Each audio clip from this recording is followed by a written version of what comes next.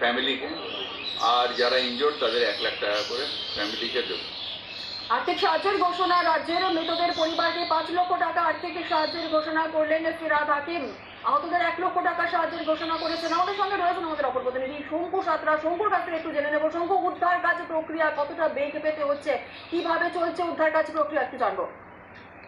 দেখো জুনেলা, তোমাকে প্রথমে বলে দিই যে উদ্ধার কাজ প্রক্রিয়া বেগ পাওয়া মানে যথেষ্ট বেগ পেতে হচ্ছে, কারণ 5 তলা বিল্ডিং যেটি সম্পূর্ণ কিন্তু অবৈধ এবং সেই বিল্ডিংটা বসে গেছে, কারণ ওটি একটা ডোবার উপর হচ্ছে, যার ফলে কিন্তু পাশাপাশি সেরকম কোনো জায়গা নেই যেখানে বিল্ডিং গুলো যেরকম ম্যাটেরিয়াল রয়েছে কিংবা কংক্রিট গুলো সরিয়ে রাখা যাবে, কিংবা ওখানে দ্রুত কাজ করতে গেলে জেসিবি কিংবা ওই জাতীয় মানে বড় কোনো যন্ত্র ঢুকিয়ে তাড়াতাড়ি করে সরানো কিংবা ভাঙার কাজ করা যাবে, সেই রকম পরিস্থিতি নেই। যার জন্য কিন্তু এই মুহূর্তে এনডিআরএফ এর থেকে আরম্ভ করে দমকলের বিভিন্ন বাহিনী তারা এসে কাটার দিয়ে বিভিন্ন জিনিস কাটছে এবং কেটে সরিয়ে দেখার কাজ করছে যে ভেতরে এখনো পর্যন্ত কেউ রয়েছে কিনা, কারণ ওটি কিন্তু সম্পূর্ণ ইনকমপ্লিট বিল্ডিংটা তৈরি হচ্ছিল 5 তলা বিল্ডিং। ওই বিল্ডিং এ যারা বিল্ডিং এর মানে শ্রমিক ছিল, যারা